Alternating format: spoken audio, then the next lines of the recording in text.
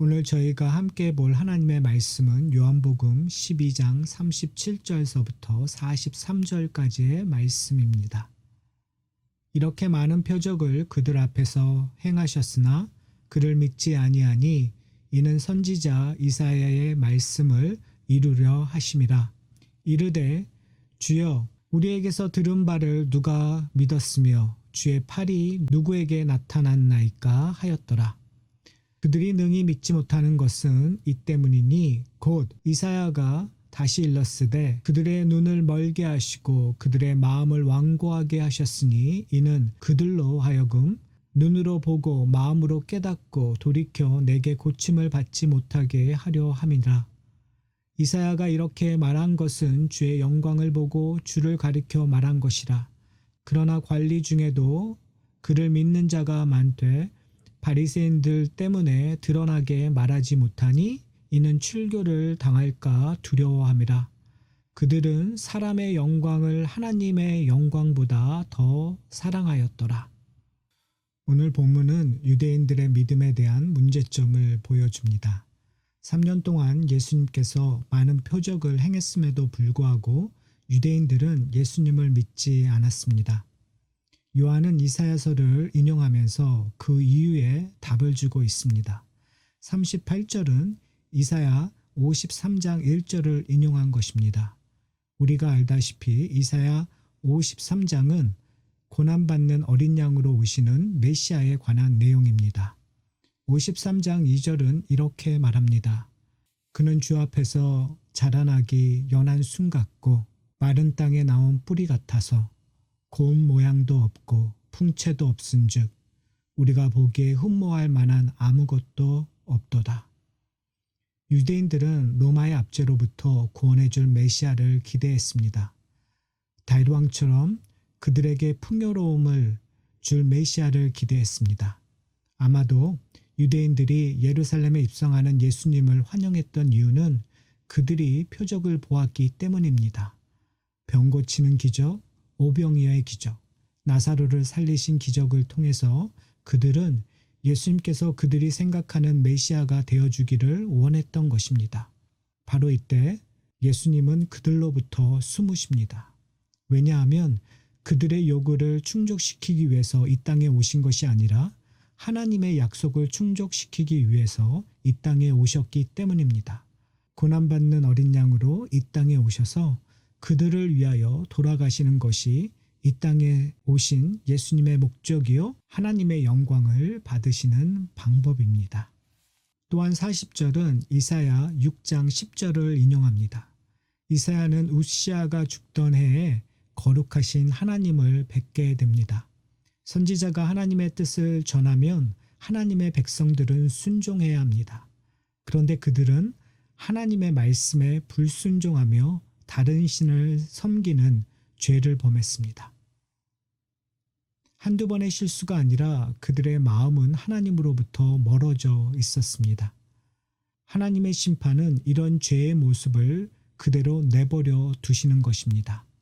그래서 하나님께서 너희는 듣기는 들어도 깨닫지 못할 것이요 보기는 보아도 알지 못하리라고 선언하십니다. 왜 이렇게 하셨을까요? 하나님께서 자기의 백성을 버리신 것이 아니라 잠시 동안 그들이 불신앙에 빠지도록 허용하심으로써 하나님의 심판을 선포하시는 것입니다. 결과론적으로 말하면 하나님의 은혜가 이스라엘의 남은 자뿐만 아니라 이방인들에게 전파되기 위함입니다. 유대인들은 나귀 새끼를 타고 오는 메시아를 보고도 알지 못하며 하나님 나라의 비밀을 듣고도 깨닫지 못했기 때문에 예수님을 배척하며 십자가의 죽음으로 몰아갑니다. 그러나 이들의 무지와 불순종으로 말미암아 복음이 열방에게 전파되는 놀라운 은혜를 목격하게 됩니다. 대제사장과 바리새인들은 예수님의 표적이 자신들의 권위에 도전하자 예수님을 죽이려고 했습니다. 그런데 오늘 본문은 관리 중에 예수님을 믿는 사람들이 많다고 기록합니다. 요한복음은 우리에게 여러 믿음의 모습을 보여주며 어떤 것이 참 믿음인가를 질문합니다. 그들의 믿음은 출교당할까 두려워 말하지 못하는 믿음입니다. 오늘 본문 45절에 그들의 믿음을 이렇게 정의합니다. 그들은 사람의 영광을 하나님의 영광보다 더 사랑하였더라. 그렇습니다. 그들은 세상의 권력을 두려워하며 자기의 것을 지키려고 했기 때문에 예수님의 제자가 될 수 없었습니다. 그래서 세상에서 하나님의 영광을 더 사랑하면 핍박과 고난을 받을 수밖에 없는 것입니다. 참 믿음을 소유한 자는 핍박과 고난 속에서 담대하게 하나님의 영광을 더 사랑하는 자입니다. 사랑하는 성도 여러분, 세상과 구별 없이 이 땅에서 너무 평안하게 산다면 우리의 정체성에 대한 질문을 해보아야 합니다.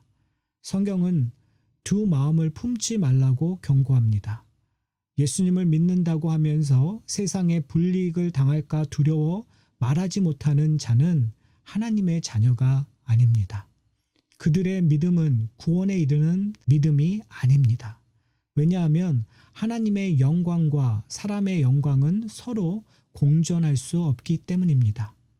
과연 우리가 영광의 빛을 본 자라면, 그리스도의 빛에 속한 자라면 당당하게 하나님이 우리의 주인이라는 것을 고백해야 합니다.